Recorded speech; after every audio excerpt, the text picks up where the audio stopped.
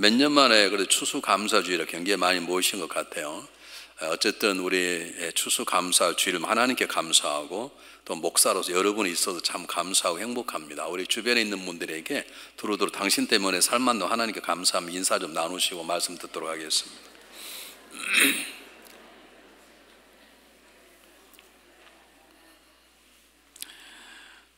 탈무드에 보면 세상에서 가장 사랑받는 사람은 사람들을 칭찬하고 격려하는 사람이고 가장 행복한 사람은 감사할 줄 아는 사람이라 이런 말이 있습니다.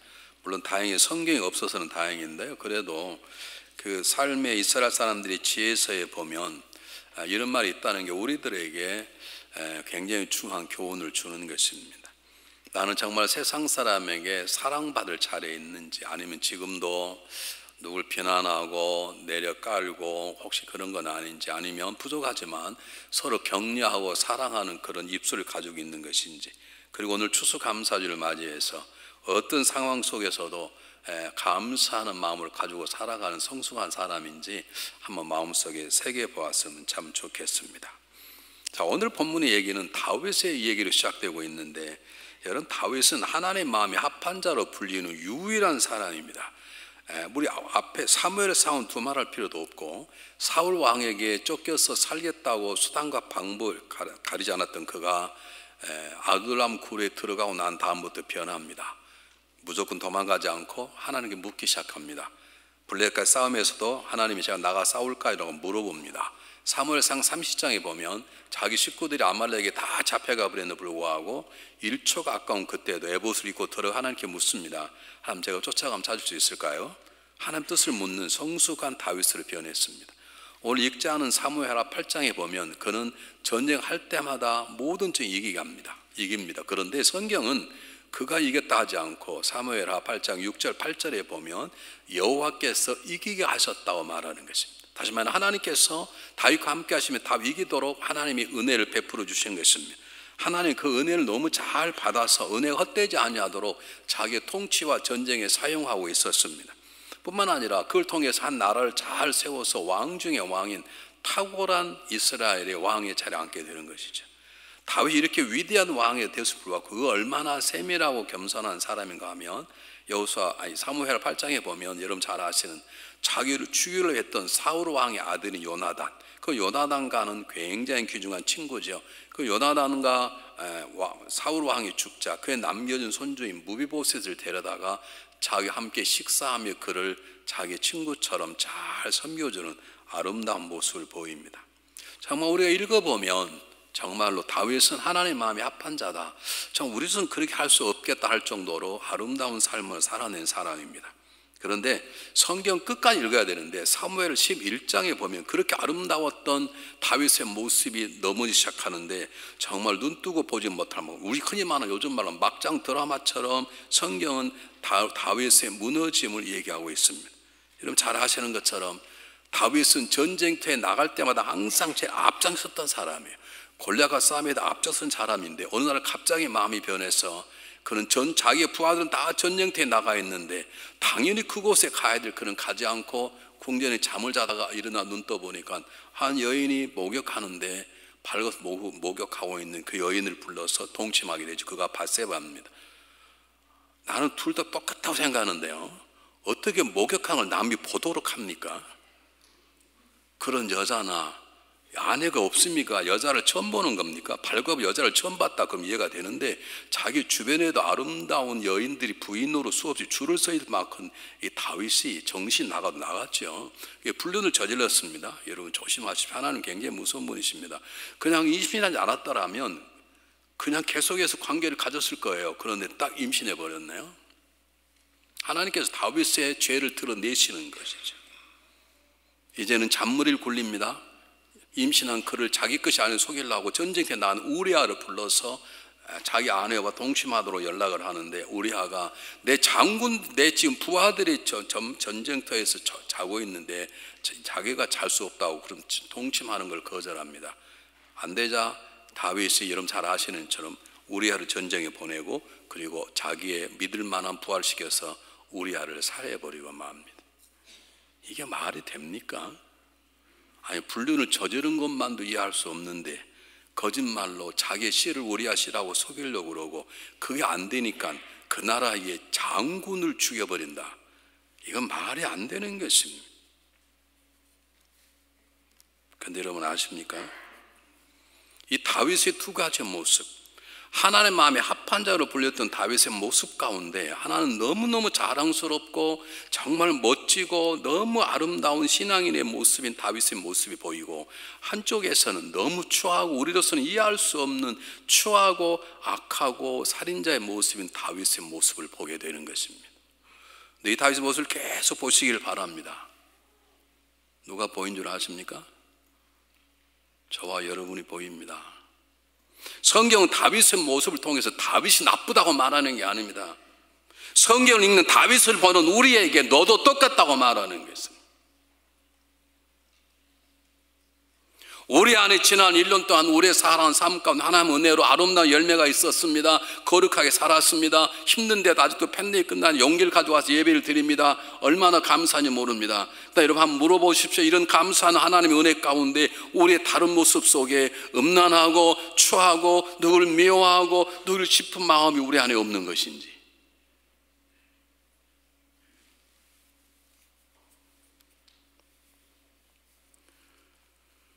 여러분 성경 본문을 볼 때 우리는 다윗을 향해서 돌파를 하는 게 아닙니다. 하나님이 다윗을 드러낸 가장 중요한 이유는 다윗을 보는 우리들에게 너도 그렇다고 교훈하시는 것입니다. 어쩌면 1년을 지나오면서 우리 가운데 아름다운 열매가 있었다면 하나님께서 이기게 하셨다고 하는 그 본문의 말씀처럼 하나님 내 삶 속에 이런 열매를 맺혔다고 하는 감사로 하는 영광을 돌려야 되는 것이고, 내 안에 다윗처럼 쓰러지고 음흉하고 마음속에 아직도 모든 것들이 있었다면 우리는 그것을 이번 추수감사주의를 맞이해서 도려내는 작업이 저와 여러분에게 필요하다는 것입니다. 대강대강 살지 말라는 말씀입니다. 성경 기록대 우리에게 보여주고 일으키는 가장 중요한 내용이 그것입니다. 우리는 한 마음으로 하나님을 찬양하고 한 마음으로 하나님이 불평합니다. 하나님 왜 이러시지? 우리는 한 마음으로 사람을 찬양하고 그만한 사람이 없다고 말하고 또 다른 사람 입에 달아내립니다. 저딴 사람 있냐고 말합니다. 우리는 한 입술로 진실을 말하고 때로 한 입술로 거짓을 말합니다. 한 입술로 이웃을 격려하고 세우고 한 입술로 이웃을 내려 죽입니다. 오늘 완전하진 다윗의 모습을 통해서 하나님은 추수감사절을 보내는 우리에게 우리의 모습을 보게 하시는 것입니다. 우리가 하나님께 감사를 해야 될, 이건 하나님이 하셨습니다, 하나님이 이기게 하셨습니다 말할 수 있는 것이 그건 하나님께 감사하십시오. 근데 이건 하나님이 하신 게 아니고 저의 추악함입니다, 저의 부족함이 생각이 든 거 있으면 그냥 살아서는 안 됩니다. 제가 들었던 가장 기가 막힌 얘기가 뭔지 아십니까? 어떤 분이 잘못해서 넘어졌습니다. 제가 신방을 갔습니다. 위로하려고 간 거죠. 그랬더니 그분이 너무 당당한 거예요. 아, 목사님은 죄를 안 짓습니까? 제가 할 말이 없더라고요. 밀양이라는 영화를 보면 우리 한국의 여주인공이 그 최고의 상을 탔지 않습니까? 자기 아들을 죽여버린 살인자를 용서를 했어요. 믿음을 가지고. 뭐가 문제냐면 그 감옥에 같은 사람이 나왔는데 떳떳한 거예요. 자기는 용서를 다 받았다는, 이제 더 이상 죄가 없다는 거예요. 말이 맞죠. 더 이상 죄는 없죠. 그렇다고 그 자기가 죽였던 아들의 어머니 앞에 떳떳할 수 있습니까? 자기의 죄가 진정으로 뭔가 모르는 것이죠. 하나는 우리의 삶 속에 아름다운 열매를 맺게 하셔서 하나님께 영광 돌린 강과 동시에 때때로 우리가 넘어져 쓰러진 본물 모습을 통해서 우리가 겸손하고 낮아지고 지금도 회개의 삶을 살도록 우리를 인도해 내는 것입니다. 한 주간 남 거 보지 말고 남편 거 보지 말고 아내 거 보지 말고 꼭 설교하면 집에 들어가서 여보 당신 그 회개에 그러지 말고 내 자신을 다윗의 모습에 비추어서 나에게는 누군가를 죽이고 싶은 미움함은 없는가? 성경 주님이 뭐라고 말씀하십니까? 마음에 간음하는 것도 간음이라고 말씀하셨다면 마음으로 누군가를 미워하는 것도 사람을 죽이는 살인과 똑같은 것이네. 우리가 추수감사절을 맞이해서 하나님이 맺게 하신 아름다운, 하나님이 하셨다고 영광을 돌리고, 아니라면 하루쯤 시간 내서 하나님 제가 이렇습니다. 제가 이런 점 하나님만이 아십니다. 하나님 때문에 들키지 않았지만 하나님만 아시는 이런 죄가 저에게 있습니다. 이 죄를 용서해 달라고 기도하는 시간들이 되시기를 바랍니다. 자, 두 번째 성경 본문이 한번 생각해 보십시오. 다윗이 밧세바를 불렀을 때 그냥 불렀을까요? 자기가 믿을 만한 사람이 있다고 너 밧세바를 불러와 내가 그와 동침해야 되겠다 그렇게 했을까요? 전 다윗이 그렇게 했다고 생각하지 않습니다. 제가 상상의 날개를 피면 다윗이 그래도 전쟁에 나가 있는 우리야 장군의 부인인데 저희 홀로 계시니 얼마나 힘들겠냐, 불러와라. 내가 잔치하면서 그에 먹이고 그 장군의 부인을 위로하겠다. 아마 그런 식으로 데려왔을 거예요. 그리고 신하들을 다 물러가게 한다면 어떻게 해서 하니까 이를 벌렸을 거예요. 집요하게 그런데 하나님은 다 알고 계시. 이걸 모르는 우리 중앙연합 감독의 성도들이 어디가 있습니까? 하나님은 다윗이 그런 수술을 다 아는 것이에요. 근데 왜 막지 않았을까? 몰라요. 아직까지 풀지 못하는 수수께끼예요. 그냥 인간의 자유의지 때문이라 몰라야 정확한 게, 왜 아담과 이브가 선악과를 따먹을 때 좀 말리시, 왜 말리지 않으셨는가? 그냥 자유의지다. 인간은 우리는 로봇가 아니다. 그렇게 말하지만 정확한 답도 안 해. 아직 잘 몰라. 나중에 하나님께 물어봐야 될 일 몰라요. 하나님 막아주면 좋은데 왜 하나님 그냥 보고 계셨을까? 분명한 것은 하나님은 보고 계셨습니다. 그리고 나단 선지자를 통해서 다윗의 잘못을 지적합니다. 다윗이 회개합니다. 하나님 말씀하십니다. 넌 나를 업신 여긴가라고 말하는 것입니다. 여러분 잘 보십시오. 밧세바를 범하고 그의 남편을 죽여버렸던 다윗의 악행은 하나님 말하기를 나를 업신 여긴가라고 말하는 것입니다. 여러분 담임 목사를 비난하면 담임 목사 세우는 하나님을 업신 여기는 것입니다. 알아서 하십시오. 여러분 남편을 무시해버리면 돈 좀 못 벌고 성격이 좀 그랬다고 몇 번 좀 노름 좀 했다고 무시해버리면, 물론 그 남편이 잘한 건 아니지만 남편을 주신 하나님을 무시하는 것입니다. 아내가 좀 싸납다고, 아내가 좀 바가지를 잘 긁는다고 아내를 무시해버리면 아내를 주신 하나님을 무시하는 것입니다. 이든 장로님 아시겠나요? 하나님께서 나를 업신여겼다고 나는 선동이 시작하시는 것입니다. 그러나 가장 중요한 것이 뭐냐면 다윗이 그냥 했겠나요? 다윗이 다 보는 사람 앞에서 불륜 저질렀겠습니까? 자기까지는 기가 막힌 생각을 통해서 다 해서 아무도 모르겠는데 하나님이 아시네. 그리고 하나님 다른 사람 통해서 알려버리시네. 이 놀라운 사건 앞에 하나님께서 나의 모든 걸 아시고 심지어 내가 모르는 내 마음까지 아신다는 사실 앞에 나의 삶이 어떤가를 물어보는 것이 정말로 중요한 것입니다. 하나님이 나의 모든 걸, 내가 알지 못한 내 마음속까지 다 알고 계시고 아무도 모르는 은밀한 죄악까지 알고 있다는 그 사실 앞에 내 삶이 어떻게 작동되고 있는지, 나의 모든 걸 아신다는 그 사실 앞에 내가 가던 길을 멈추고 돌아서기도 하고 품었던 마음을 씻어내기도 하고 그렇게 살아가는 것인지, 아니면 그냥 살아가는 것인지, 나의 모든 것을 아신다는 그분, 지금도 살아계시는 그분, 지금도 나를 모든 걸 다 보시는 그분 때문에 내 삶에 어떤 영향을 받고 있는 것인지.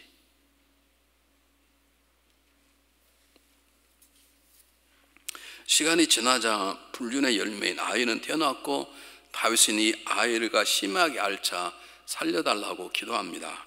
한번 16절 17절 한번 보겠습니다. 한번 잘 보십시오. 다윗이 그 아이를 위하여 하나님께 간구하되 다윗이 금식하고 안에 들어가서 밤새도록 땅에 엎드렸으니, 그래서 그 집에 늙은 자들이 그 곁에 서서 다윗을 땅에 일으켜, 땅에서 기도하는 게 집에서도 아니고요. 이제 됐습니다, 일어나십시오, 그만은 됐어. 그런데 다윗이 뭐라고, 왕이 듣지 않은 그들과 더불어 먹지도 아니하더라. 다윗이 그냥 아들만 살려달라 그랬겠습니까? 이게 제 상상인데요. 하나님 치시려면 저를 치십시오. 제가 무슨 죄입니까? 저 애가 나와 밧세바를 치십시오, 그 뜻입니다. 그리고 뭐 금식하며 기도했단 말은 그 말은 제 죄가 큰데 왜 제 죄를 자녀에게, 내 아들에게 묻습니까? 이런 질문일 수도, 기도일 수 있습니다. 아닐 수도 있지만 저는 그렇게 생각합니다. 다윗이 기도할 때 그냥 뻔뻔하게 해달라 그랬을까요? 자기의 죄를 이미 나던 선지자에게 내가 죄를 지었다고 라고 말한 다윗인데, 하나님 맞습니다, 제가 죄인입니다, 저를 손대십시오, 그렇게 한두 번 기도했을까요? 근데 하나님이 듣지 않으셨습니다. 하나님이 그 기도 가운데 아들을 취해 가셨습니다. 여러분께서 우리 놀라운 사실 하나를 마음속에 새겨하셔야 되는 것입니다. 다윗이 금식하며 간절히 기도했고 밤을 새며 기도했고 그저 다른 게 아닙니다. 살려만 달라고 기도했고 어쩌면 생략도 했지만 데려가려면 제 생명을 데려가 달라고 기도했을 줄 모릅니다. 그 기도를 하나님은 듣지 않으셨습니다. 여러분 기억하십시오. 우리 아름다운 기도나 정성스러운 기도나 열심히 기도보다 죄가 훨씬 큽니다. 훨씬 커요. 다시 말하면 우리의 죄악을 우리의 눈물로 기도로 지울 수 없어요. 우리 눈꽃만한 죄악도 우리의 노력과 우리의 기도와 금식으로는 못 지워요. 오직 예수 그리스도의 은혜로만 지울 수 있는 것이에요. 그걸 지금 성경을 통해서 우리에게 보여주시고 우리에게 가르쳐 주시는 것입니다. 여러분 하나님께 다윗의 기도를 듣지 않으신 것은 다윗의 정성이 부족해서가 아니라 다윗의 기도가 아직도 부족해서가 아니라 더 많이 회개하고 더 많이 눈물을 흘려야 된다는 뜻이 아니라 기도로는 우리의 지은 죄악을 지울 수 없습니다. 우리의 성실로는 우리의 지은 죄악을 지울 수 없습니다. 우리의 노력으로는 우리의 죄인이라는 꼬리딱지를 뗄 수 없습니다. 오직 예수 그리스도의 십자가 보혈로만 가능한 것입니다. 하나님은 다윗에게 아들의 죽음을 보고 죄를 지으면 저렇게 죽구나 낭을 깨닫게 한 것입니다. 두 번 다시 다윗이 그런 불륜을 저지르지 못하도록 다윗을 철저하게 교훈한 것입니다. 정확히는 모릅니다. 왜 아이를 데려가셨는지 제가 여러 책을 찾아봤어요. 설교하신 분도 많아요. 거기에 대한 본문 다 하지 않는데 거기 왜 하나님이 데려가시려면 다윗이나 밧세바를 데려가야 되지 않습니까? 그 태어난 아들이 무슨 죄가 있다, 물론 원죄가 있겠지만 그 죄라고 데려가 버립니까? 하나님 어쩌면 다른 건 다 모르지만 다윗에게 너 죄의 싹은 죽음이다 그걸 말씀해 주시는 거고, 동일하게 이 책을 읽는 저와 여러분에게 죄의 싹은 죽음이다. 여러분 하나님만이 아는 죄를 범하시면 안 됩니다. 한국 갔다 오시면 한국 가면 죄 짓지 마시기 바랍니다. 미국은 좁으니까 안 돼. 한국 가서 한번 놀고 와야지. 존말할 때 그러지 마십시오. 하나님 다 보고 계십니다. 그리고 나단에게 얘기해서 알리게 하십니다. 다윗은 이걸 깨달았어요. 죄는 나의 노력보다 크구나. 내 눈물보다 내 기도보다 그걸로 내 죄를 지울 수 없구나. 그러므로 방법은 죄를 안 짓는 게 낫겠다. 열왕기상 1장에 보면 다윗이 늙었습니다. 기력이 없습니다. 동이나 서양이나 나이 많은 사람들은 젊은 여자와 함께 살면 젊어진다 그래요. 그런 문화가 있어요. 성경처럼 맞지 않습니다. 또 그걸 찾아가지고 또 그렇게 하려고 하지 마시고, 성경은 없어요. 그런데 세상 문화는 그래요. 그래서 젊은 여자, 성경은 그렇게 말한 본문이 그거하게 심히 아름다운 여자라고 그랬어요. 얼마나 아름다우면 심히 아름답다 그랬겠어요. 그 여인을 보냈어요. 동침하도록. 다윗이 거절하며 잠을 청하지 않다. 다윗은 깨달은 거예요. 자기 아들의 죽음을 보고 깨달은 것이에요. 죄가 이렇게 무서운 것이구나 라고 하는 것을 깨닫게 되는 것입니다. 여러분 제가 한번 물어보겠습니다. 우리 안에 거룩하게 살아내려고 하는 거룩한 욕구가 필요합니다. 그 욕구가 작동이 되려면 우리 안에 거룩한 두려움이 있어야 되는 것입니다. 하나님 보시는데 이건 아니구나. 이걸 거룩한 두려움이라 그래요. 벼락 맞아 죽을까 봐 그러는 게 아니라 그분이 다 보시는 게 가운데 하나님이 나를 보신다는 사실이 가던 길을 멈추고 생각을 치워내는 그런 거룩한 두려움이 저와 여러분에게 있어야 되는 것입니다. 어떤 사람은 이런 말하면 목사님 뭐 그러세요 어디 있겠냐고 그러는데, 여러분 보십시오. 그렇게 철딱서면 요셉이 가지고 있던 딱 하나, 요셉이 얼마나 철이 없었냐면 자기 형들을 깔보고 자기 형들을 저리 가서 고자질하고 그런 아주 못난 아들인 요셉 딱 하나 잘한 게 있었어요. 그건 하나님을 바라볼 줄 알았어요. 억울하게 팔려간 노예 생활하고 피가 흐르는 17, 18에 한 여인이 집요하게 공격했다 그러면 넘어가요. 요즘처럼 뭐 DNA를 조사할 리가 있으니까 뭐 조사하겠습니까? 흔적도 남자 여자 관계는 흔적도 안 남는 건데. 그런데 요셉이 말합니다. 내가 하나님 앞에서 이 죄를 범할 수 없다고 하는. 사랑하는 여러분, 추수감사절이 정말 복되려면 거룩한 두려움을 가지고 하나님이 하셨습니다, 하나님 때문에 이겨냈습니다 라고 할 때 우리는 추수감사절이 정말 아름다운 감사절이 될 수 있는 것입니다. 여러분 가운데 아직도 떨쳐보지 못한 죄악, 숨겨진 죄악들, 당신만 알아, 무슨 당신만 알아, 하나님 다 알고 계신데 그런 점이 있으면 이번 한 주간 지나가기 전에 회개의 삽을 들어서 정결하게 떨쳐버리시길 바랍니다. 한 분이 몰래, 자기 부인이 잠을 자면 몰래 컴퓨터를 켜서 음란물을 계속 보고 있었어요. 그리고 딱 보고 지우고. 근데 모를 줄 알았죠. 어떻게 하다 보니까 컴퓨터를 그냥 끄고 갔는데 부인이 찾으려고 컴퓨터를 딱 있는데 그게 떠버렸네. 왜 저한테 찾아왔던 거 아닙니까? 상담을 어떻게 하면 좋겠냐고. 하나님 드러내세요. 그러기 전에 하나님의 은혜를 알고 아직까지 안 들키신 점이 있으면 오늘로 끊으세요. 아직까지 안 들켰으면 지금으로 끊으시라고. 조문수 목사님 또 교회 안 나올라. 사랑에 사는 거예요. 그냥 하는, 믿을만 하니까. 이런 말도 괜찮으니까.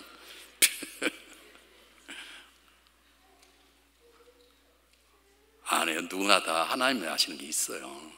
그걸 끊어내세요. 하나님 원하시는 게 아니면 언젠가 나던 선지자를 통해서 드러내실 때가 있어요. 근데 참 감사한 것은 하나님이 다윗의 기도를 듣지 않으셨어요. 그렇다고 다윗을 미워하는가? 잘 보십시오. 우리는 이해할 수 없어요. 아니 그렇게 해서 아들을 죽였으면 솔로몬, 이 다윗과 밧세바의 관계가 끊어져야 될 거 아닙니까?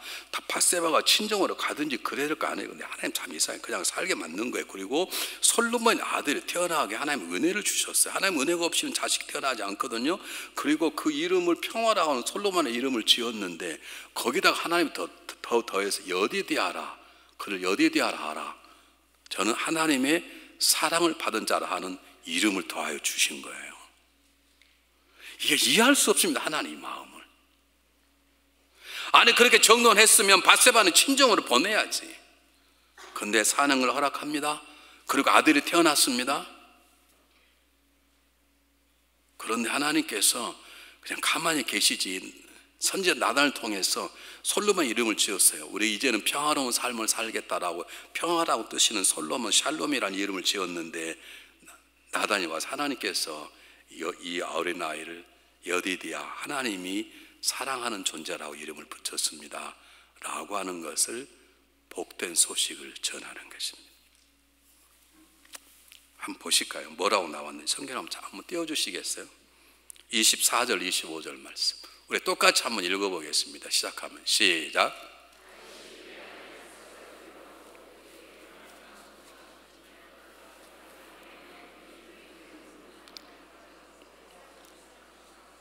선지자 나단을 보내 그 이름을 여디디아라 하신 이는 여호와께서 사랑하셨기 때문이더라 그랬습니다. 여러분, 저 하나님의 사랑 때문에, 저 단어는 뭐냐면 솔로몬을 사랑한다는 말은 솔로몬도 사랑하고 다윗도 사랑하고 철딱선이 없는 밧세바도 사랑한다는 거예요. 이게 하나님의 은혜고, 이 하나님의 은혜 때문에 제가 이곳에 있고 여러분 그곳에 서 있는 거지.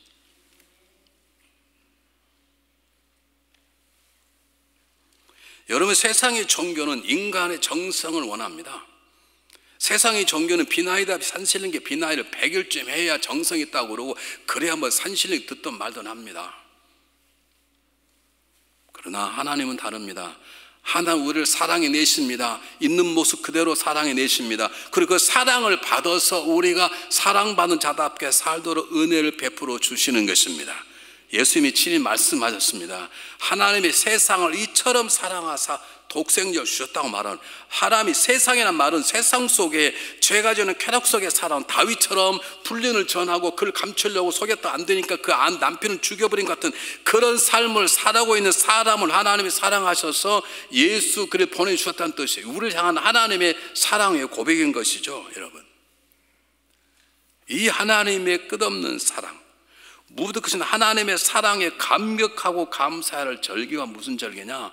그게 매일이 절기고 특별히 추수감사 절기인 거예요. 한번 생각해 보십시오. 우리 가운데에는 지난 한 해 동안 장사가 잘 된 분이 계십니다. 한 해 동안 더 건강한 분이 계십니다. 한 번도 컵이 안 걸리신 분이 계십니다. 저는 2번씩 걸렸습니다. 그러면 2번 걸린 사람은 쪽팔려가지고 감사 못합니까? 사업이 잘 된 사람은 감사하고 사업이 안 된 사람은 어떻게 해야 됩니까? 오늘 성경 보니 가장 중요한 것은 우리가 감사하고 범사에 감사, 항상 감사하고 날마다 찬양 감사 예배를 드리는 가장 중요한 이유는 우리는 다윗 같은 양면성을 가지고 있는 편협한 인간이요, 변질된 인간, 연약한 인간인데 그분께서 그럼에도 불구하고 우리를 사랑해내시고 우리를 여디아라고 하는 하나님의 사랑받는 존재를 우리를 만들어내셨다는 사실이 우리의 심장을 뛰게 하고 어려움을 이기는 힘이 되게 하고 세상의 죄 유혹을 이기게 하는 힘이 되는 것입니다. 정말 뭐라고 표현할 수 없는 하나님의 크신 은혜 때문에 저는 여기에 서 있고 여러분 그곳에서 예배를 드리게 되는 것입니다. 사랑하는 여러분, 우리 향한 하나님의 은혜는 우리가 지은 죄악보다 크시고 우리 향한 하나님의 사랑은 우리가 지은 모든 죄의 깊이와 높이보다 더 크신 것이 하나님의 사랑이고 은혜인 것입니다. 더욱이 우리는 솔로몬보다 훨씬 더 큰 하나님의 사랑을 입었습니다. 왜 그렇습니까? 우리는 그 독생자 예수 피로 우리를 건져내시는 십자가의 능력 때문에 우리가 정결을 받고 사랑을 받기 때문입니다. 그냥 솔로몬은 여디에 대한 이름을 붙여주셨지만 우리는 우리를 위해서 그 이름을 얻도록 하기 위해서 예수님이 칠이 있다고 저와 이름을 죽어주셨다는 사실 앞에 우리는 감사하지 않을 수 없는 것입니다. 여러분, 다윗에게는 하나님께 솔로몬을 주시고 내가 너도 사랑하고 솔로몬도 사랑한다는 여디디아의 놀라운 은혜를 복음을 전해줬다면 우리들에게는 십자가 사건을 주시고 너가 어떤 존재 내가 널 귀하게 여긴다고 우리에게 말씀해 주시는 것입니다. 그러는 말은 잘못 생각하면 그러면 난 앞으로 적당한 사람 되겠다는 게 아니라 그러므로 그 감사가 다시 찾아오는 죄 유혹을 이겨내는 힘이 되는 것이고 우리가 낙담할 수밖에 없는 삶의 고통과 어려움 속 이겨내게 하는 힘이 어디서 오는가? 나를 살아내시는 그분에 대한 감사가 내 삶을 이끌어가는 원동력이 되는 것입니다. 감사가 힘이고 지혜고 능력인 것입니다. 감사가 감사를 낳게 하는 것입니다. 그런데 가장 큰 감사가 무엇인가? 하나님께서 나를 사랑과 독생 예수를 보내셨다는 감사. 젊을 때는 잘 몰랐는데요, 나이가 들어보니까요, 목회 처음 할 때는 일하느라 몰랐는데요, 이제 손을 뗄 때쯤 되니까 생각되는 것이 하나님의 감사예요. 하나님의 은혜라는 것이, 은혜가 제가 어떻게 여기까지 왔을까? 저는 나이 30에 죽는다 했던 사람입니다. 점쟁이들이 몸이 너무 아파서. 30 뭐예요? 내일 모레 70인데. 이 하나님의 은혜. 저는 건강하려고 노력해 본 적도 없고 운동도 많이 해고 운동했으면 이렇게 살이 쪘겠습니까?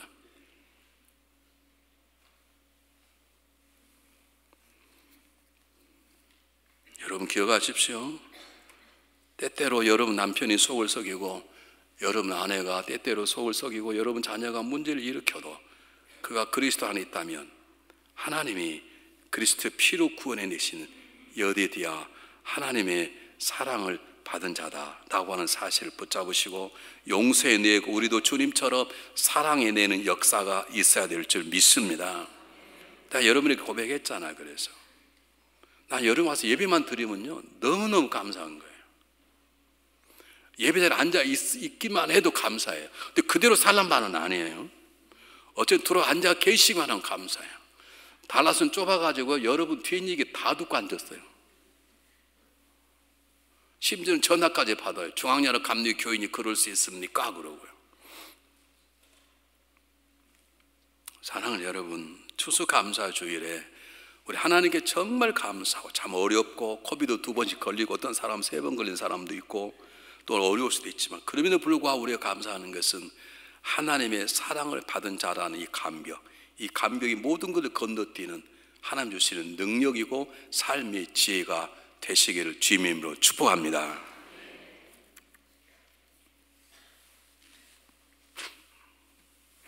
우리가 이 세상을 이겨 나가려고 그럴 때 때때로 쓰러질 때 있습니다. 근데 하나님이 나를 사랑하신 나는 하나님 사랑을 여디어디하라 하는 생각과 다시 일어나시길 바랍니다. 죄의 유혹 속에 넘어질 때도 있습니다. 그러나 포기하지 마시고 다시 일어나 나는 하나님의 사랑받는 자라는 삶을 자세를 가지고 다시 하나님의 사랑받는 자다운 삶을 살려고 노력하시면 하나님께서 그런 능력과 마음을 주실 걸 믿습니다. 여러분, 감옥과 수도원은 차이가 별로 없다고 그럽니다. 얼른 보면 감옥도 수도원도 먹는 걸 주는 대로 먹고 입을 옷을 주는 대로 먹고 시간 되면 자고 시간 되면 일어나야 돼요. 거의 똑같아요. 다만 수도원과 감독의 큰 차이점은 수도원은 일어날 때마다 감사하고 잘 때도 감사하고, 감옥은 일어나도 불평과 불만, 잘 때도 불평과 불만, 누구 때문에 얘기합니다. 하루로 감사로 시작하면 감옥도 천국 갈 수 있는 것입니다.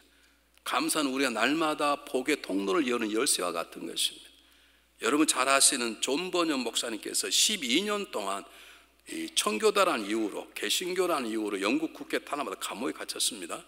목사님 무슨 죄가 있겠습니까?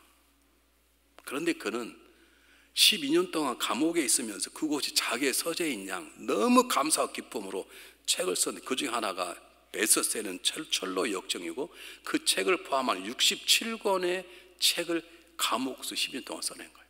어쩌면 그 감옥 없었다면 목회하느라고 못 썼을지도 몰라요.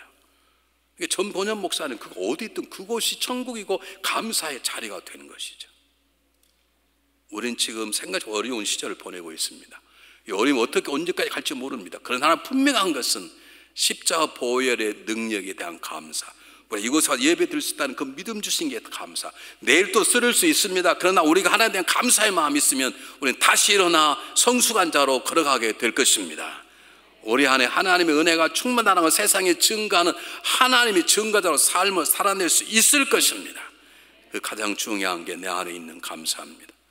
그 감사로 가정을 살려내시고, 그 감사로 작은 모임을 살려내시고, 감사로 교회와 세상을 살려내시는 하나님의 용사들이 되시기를 주님의 이름으로 축복합니다. 기도하겠습니다. 하나님 감사합니다. 하나님 참 고맙습니다.